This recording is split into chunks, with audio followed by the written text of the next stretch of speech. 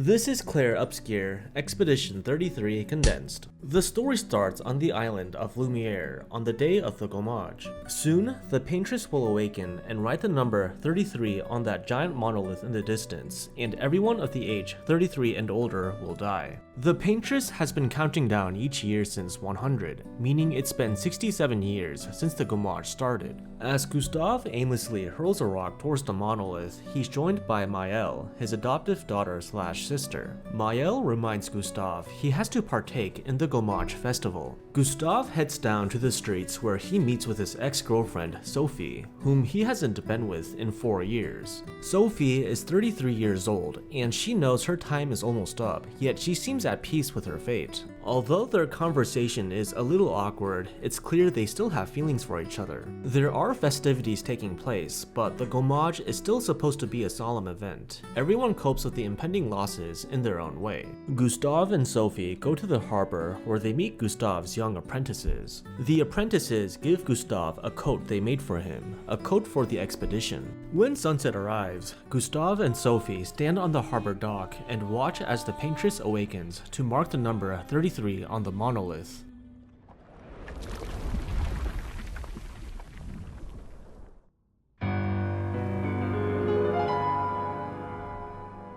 And so, all the 33-year-olds vanish into nothingness. Gustave looks at Sophie as she disappears before his very eyes. That is very sad. That night, Expedition 33 prepares to embark on a journey to the continent to stop the Paintress. The expeditions occur yearly, setting out shortly after the Gommage. Most of the people in the expedition are 32. They choose to spend their last year to try and stop the Paintress, or at the very least, to help pave the path for future expeditions. Gustave's apprentices give him a journal to document his journey, something they hope to read if he ever returns. Though she's only 16 years old, Maëlle joins Expedition 33, preferring to explore the unknown over being stuck in Lumiere for 9 more years. Gustave's sister, Emma, is not happy about him and Maëlle joining the expedition, believing it's a hopeless cause. Nevertheless, she delivers a speech to Expedition 33 before they depart, inspiring them to defeat the Paintress. And with that, the expedition sets sail for the continent. When they land on a beach, they see something they weren't expecting, a man well past his 60s. How did you survive the Gommage? Which expedition are you from?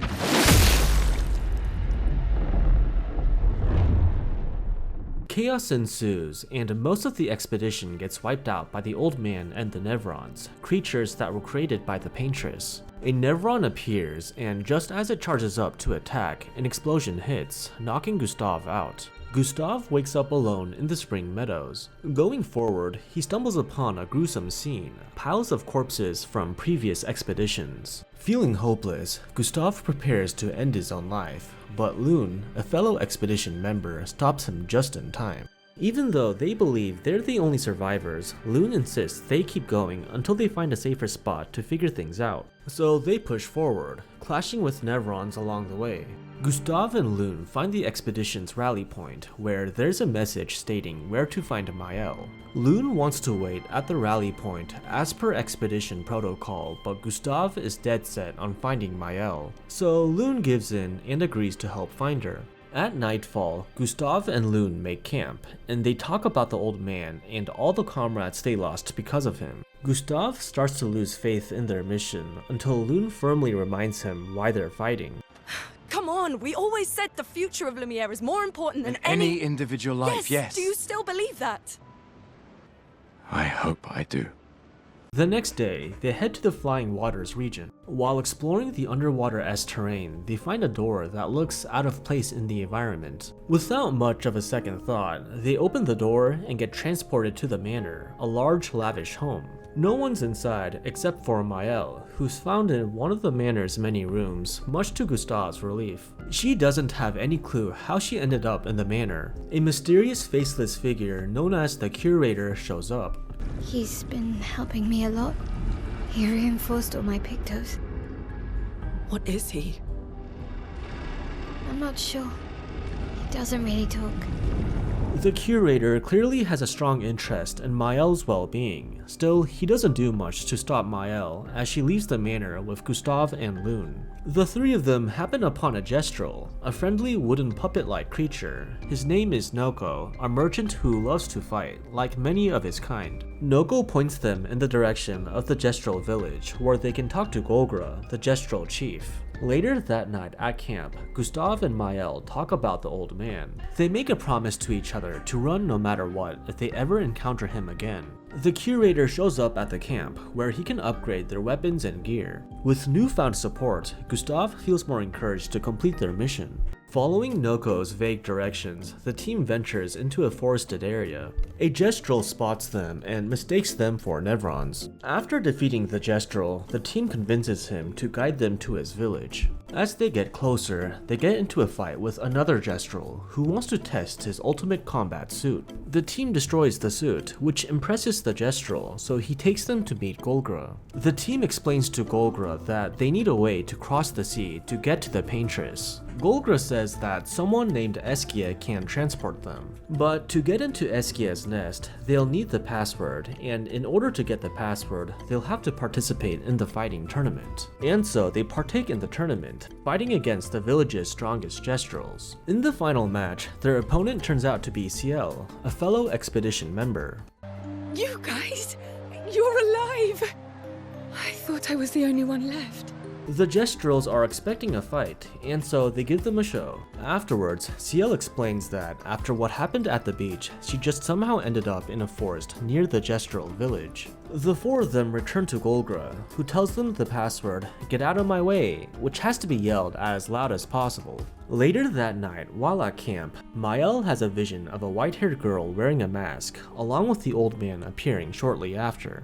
The old man warns Mael that she will only make things worse, so he tells her to go back to Lumiere with her teammates. The following day at Eskia's nest, Gustave yells the password, "Get out of my way," at the gestrel guarding the entrance. The gestrel didn't know that was the password, and he's offended by Gustave's tone, but he steps aside anyhow. Inside the nest, Eskia makes his entrance by flying in, and he warmly greets the team. He already seems to know Ciel. It's only in an optional cutscene later on that we learn Eskia saved Ciel from drowning after she attempted to end her own life following her husband's death. When Gustave asks Eskia if he can swim them across the water, Eskia says that he needs Flory, his rock. Francois, his next-door neighbor, currently has Flory, so the team goes on over to meet him. Francois is abrasive and refuses to give up Flory, so the team beats him up until he gives up the rock. But it turns out that the rock isn't Flory. Eskia simply cannot swim with the heavy load without Flory, so the team agrees to travel with him to the Stonewave Cliffs to help him find this precious rock. And just like that, Eskia joins the crew.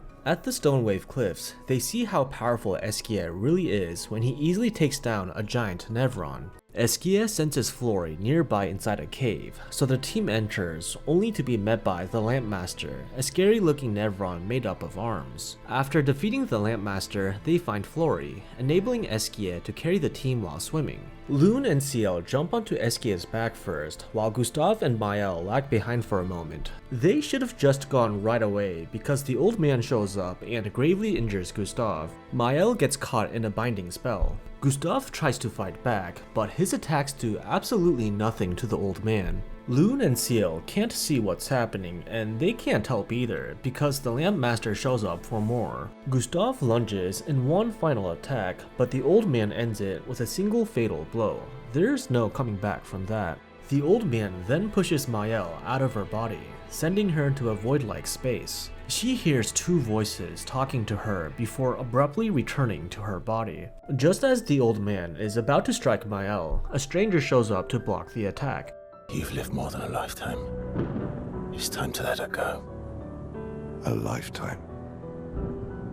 A lifetime with my family torn apart. No. I want my family back.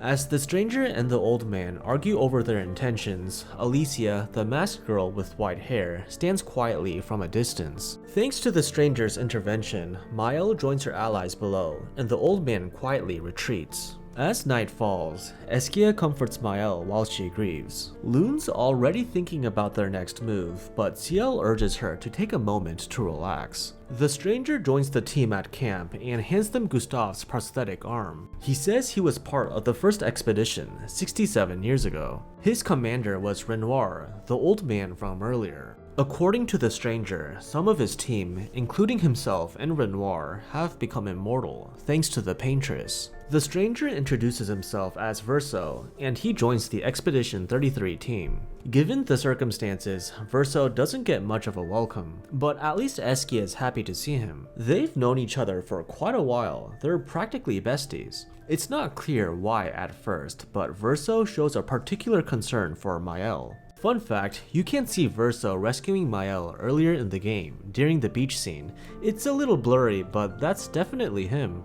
The team journeys to the Forgotten Battlefield, a grim place littered with fallen expeditioners. Mael wants to find a place to bury Gustave's arm, so Verso suggests a spot in the forest as his final resting place. As they travel, Mael becomes distraught by all the death around them. It's not long until they encounter the Nevron behind it all, the Dualiste. Sure, it killed hundreds of expeditioners, too bad it's up against our main characters now.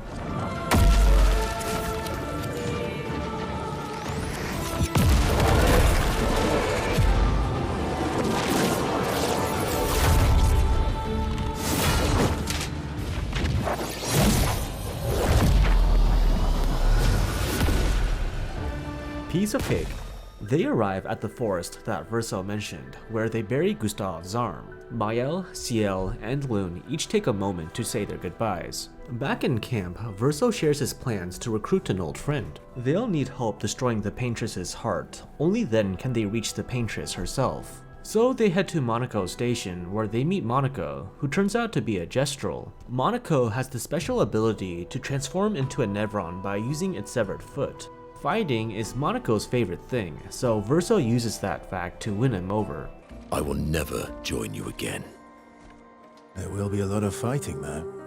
Oh yeah, that's true. Yeah, it's true. There will be a lot of fighting. Exactly. Count me in then. Noko shows up and joins the party too. They all make their way to Old Lumiere, where the Paintress's heart lies in the center. Old Lumiere used to be part of mainland Lumiere until the fracture tore the world apart, coinciding with the Paintress's first Gommage. Minoko smashes through some buildings to clear a path, but he overdoes it, accidentally splitting up the group. Loon, Ciel, and Minoko decide to continue forward to the center of Old Lumiere, hoping to reunite with Mael and Verso along the way. Loon and Ciel start to question Verso's true intentions. Minoko knows more about Verso than he's letting on, but he's choosing to keep quiet. Coincidentally, they find a journal entry from a previous expedition that exposes something about Verso, causing Loon and Ciel to panic. The scene shifts over to Verso and Mael. Noko's with them too. After a battle with some Nevrons, Verso suddenly disappears without a word. Mael travels alone until she reaches the manor. Though she's been inside before, seeing it from the outside makes it feel eerily familiar to her. The manor's door opens for Mael, and a faceless woman is at the entrance. Verso shows up and tries to rush inside, but he's stopped by Renoir. The rest of the team shows up, and Loon confronts Verso about his true connection to Renoir. Were you planning on sharing that this man, the man who murdered our team, is your father? Family is not my favorite topic. There's no time to talk about that right now. Another battle with Renoir ensues. Even with their combined efforts, they don't cause any lasting damage to him. Renoir hurls an explosive spell at the team, instantly killing Noko. Time freezes as Verso and Renoir clash, and Alicia comes out of the manor and comes face to face with Mael. They clearly share a special connection, though its nature remains unclear. Mael sees a vision of the manor in flames, then time unfreezes and the manor simply disappears. At camp, Loon and Ciel are upset at Verso for hiding the fact that Renoir is his dad. Verso responds that it was never any of their business. There's also the unfortunate matter of Noko being dead. He can be reincarnated, sure, but he wouldn't be the same Noko they once knew. The only other way they can get to the monolith is to pierce the barrier surrounding it. From the curator, they learned that they'll need to craft a weapon using the hearts of the Axons, which contains immense amounts of chroma. There's only 2 Axons that Verso knows of that they might be able to take down. They begin by visiting Seren's domain, a surreal realm where Nevron dancers sing an entrancing melody. Everyone gets hypnotized by the singing except Monoko, who snaps them out of it. Upon reaching Seren, it creates illusions of the loved ones they've lost. Lune sees her parents, Mael sees Gustave, Ciel sees her late husband, and Monoko sees Noko. No one appears for Verso, perplexing Seren. It wipes away the illusions and launches into battle. After it's weakened, Lune delivers the killing blow by absorbing its life force, or something like that. Hard to tell honestly, but either way, it vanishes, leaving its cloth behind. When Mael returns to the curator to give him Seren's cloth, Mael sees the curator flicker into Renoir, just for a second. Their next stop is Visage Island. Visage, as Monoko puts it, is he who guards truth with lies. The Mask Keeper shows himself and cordially invites the team to visit Visage, while also informing them about the other masks they might want to collect beforehand. After taking down Visage, the Mask Keeper shows up again and reveals himself as the true Axon. The Mask Keeper throws masks onto everyone. Everyone gets a mask stuck on their face except Monoko. He doesn't have a face, so he's immune. Ciel easily takes off her mask, seeing it as an extension of herself. She finishes off the Mask Keeper by ripping off his mask. They return to the curator to give him the mask. Just as Mael hands it over, time freezes and she sees Alicia and the faceless woman again for a fleeting moment. With enough chroma gathered, the curator makes the barrier breaker and hands it over to Mael. Now that they finally have a fighting chance to stop the Paintress, the group has a little celebration. By bribing Eskia with rocks, Ciel learned about the wine stored inside him, wine that Verso had been saving for himself. I'm sorry, Verso. She promised me sweet rocks. Is that wine? Everyone seems cool with drinking the barf wine except for Mael. She's not even old enough anyway. A bit later, Alicia visits Verso in private and gives him a letter. Renoir shows up too and asks Verso if he intends on seeing his plans through. Whatever Verso is planning could mean death for everyone. The following day, the team approaches the barrier and Mael is given the honors to break it. At long last, they finally reach the monolith, ready to face the Paintress. As they start attacking what they think is the Paintress, it becomes clear that her blows have no impact. She doesn't even flinch. The faceless woman appears for a short while before going into the monolith. The faceless woman might be the real Paintress they've been looking for, so they follow her into the monolith. While moving through echoes of places they've already visited, they see visions of a family in conflict. Mael realizes the visions are the Paintress's memories. Some of the memories deeply affect Verso, almost as if he's lived through them himself. They eventually end up in a fractured version of Lumiere, and keep going until they reach the base of the monolith, where they see a vision of Renoir and his wife. Renoir himself shows up, determined to stop the team from progressing any further. Another fight with Renoir breaks out, and he sustains some serious damage this time, at least until he heals himself. The curator arrives and comes face to face with Renoir. Mael and the curator touch Renoir and make him vanish. Strangely, this act felt instinctive to Mael. When they finally reach the Paintress, who is indeed the faceless woman, she recognizes Verso as her son and mistakes Mael as Alicia, her daughter. But Verso denies being Verso.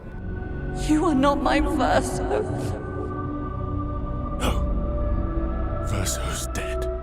So is Verso not actually Verso? This will make sense later. The Paintress accuses Verso and Mael of being fake copies of her children. It's clear the Paintress is unstable, and the team charges into battle with her. The Paintress is by far the most formidable opponent they have encountered. She even rips a tear in reality just to hurl a few blows. Somehow, against all odds, they bring the Paintress down. In a strange twist of events, the Paintress begins healing the team, even as they continue attacking her. In her final moments, Verso comforts the Paintress before she fades away. At long last, the number disappears from the monolith. Expedition 33 has stopped the Paintress. But is it all truly over?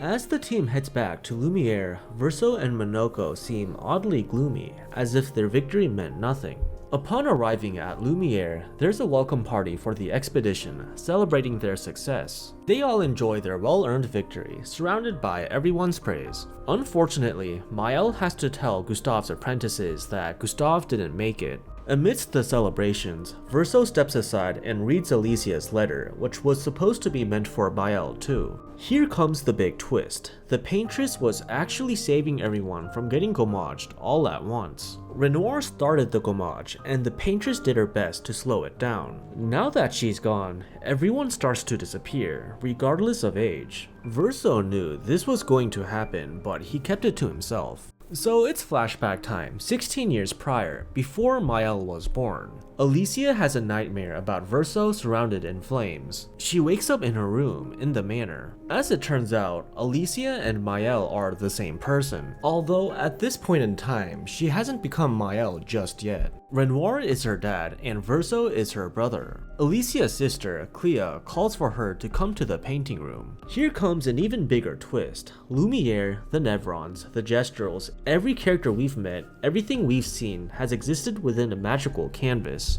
In other words, it's all been a painted simulation. Through this flashback, we're seeing the real world for the first time. Alicia's parents, Renoir and Aline, have been stuck in the canvas for a bit too long. But keep in mind, time in the canvas passes far more quickly than in reality. 67 plus years in the canvas was probably just a few days at most. The Verso we've come to know isn't the real Verso. He's a painted copy built from their mother's memories. Renoir and the white-haired Alicia we saw were also painted copies. Just to rehash, Aline created these painted replicas of Renoir, Alicia, and Verso. According to Clea, Alicia was manipulated by a group known as the Riders, which led to a fire that burned down their home. The real Verso died while trying to save Alicia. As you can see, Alicia suffered severe burns all over her body, which ultimately left her mute. Driven by grief, Aline entered Verso's canvas, which contained a piece of his soul. Though Clea's resentment toward her family is quite clear, she's still determined to free them from the canvas, so long as they help in her quest for revenge against the Riders.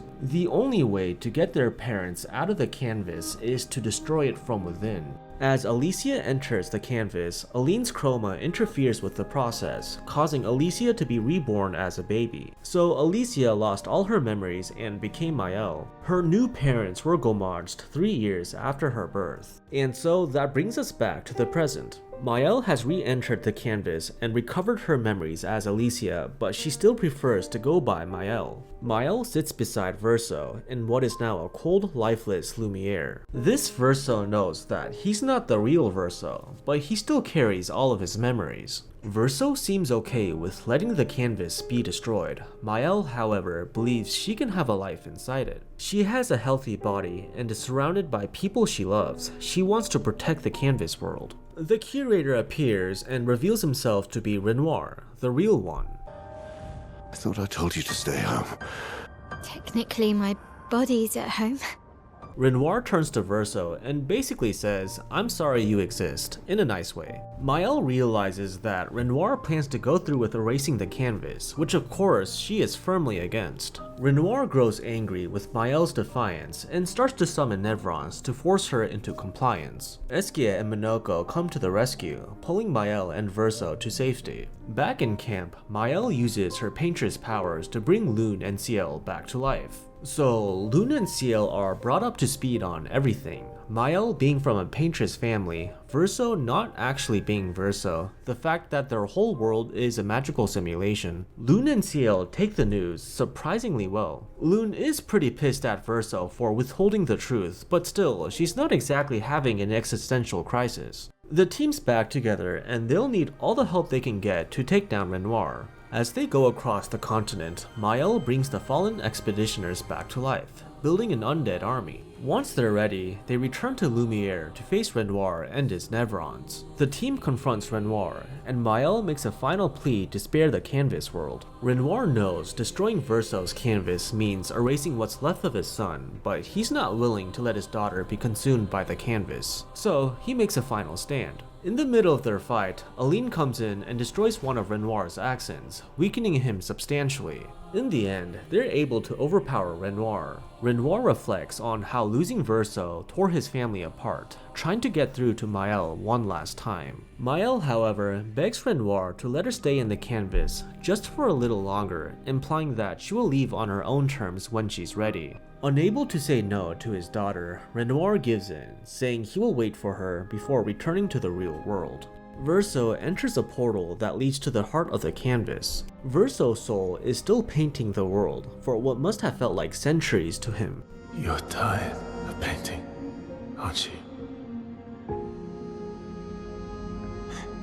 Since he was never meant to be there, Verso starts to disappear, but Maëlle shows up and stops that from happening. Knowing that Maëlle lied to Renoir about leaving the canvas, Verso asks why she couldn't just leave and come back when she wanted to. Maëlle fears that if she ever left, Renoir wouldn't hesitate to destroy the canvas. Verso wants his soul to stop painting, but Maëlle won't let him. They're at an impasse. There's no room for compromise. This is when the game lets you choose to fight as Maëlle or Verso. Yup, that means there's two different endings. Let's see Maëlle's ending first. Maëlle cuts Verso down, resulting in him slowly fading away. But remember, he can always be painted back to life. Despite Verso practically begging Maëlle to let him die for good, Maëlle can't bring herself to comply. So for now and for the future, the canvas will remain. Some time passes in the canvas, presumably a couple years, and Lumiere is alive and thriving again. A crowd of people are going into the opera house. Gustave, Sophie, even Ciel's husband are all alive again. Verso walks onto the stage, ready for a piano performance. But something's off. He does not look happy to be there.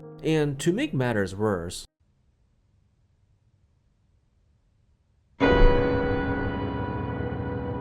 Maëlle has begun to show clear signs of decay. Against his will, Verso starts playing the piano. So that was Maëlle's ending. Kinda dark and depressing, especially for Verso. Let's go back and see Verso's ending, which most people agree is the true ending. In their final showdown, Verso beats Maëlle. Verso comforts Maëlle as she disappears from the canvas, confidently believing she's meant to live in the real world. Now, the canvas is doomed for oblivion. Despite knowing they're going to disappear forever, Eskia and Minoko comfort Verso in their final moments. Even Ciel begins to reach out, but she pulls back as she fades away. Lune is pissed. She offers no consolation to Verso whatsoever. They all probably understood Verso's choice, even if their level of sympathy varied. Verso holds his soul's hand, and they walk together into nothingness. The scene shifts to the real world, at the Desandre family estate. Renoir, Aline, Clea, and Alicia visit Verso's grave to pay their respects. It looks like the family has reconciled to some extent, still you can catch a subtle hint of bitterness from Clea.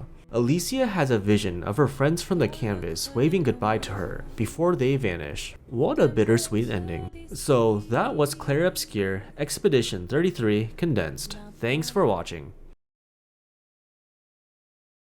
Like most people, I prefer Verso's ending, mainly because of the sense of closure it gives to the story. However, I remain undecided on which ending is truly better, if you get what I mean. Depending on your perspective, Maëlle's ending could be the lesser evil. You're basically choosing between saving an entire world of sentient beings or a single family of 4. Maëlle loved the canvas world so much that she was willing to stay, knowing that she would eventually decay while in it. Would it really be better to force her to live in reality? At least in the canvas, she would have a couple years of quality time. Painted Verso is not having a good time in Maëlle's ending, but he has visibly aged. Maybe he will be allowed to pass away peacefully. This possibility is hinted at after the final confrontation. If you could grow old, would you find a reason to smile?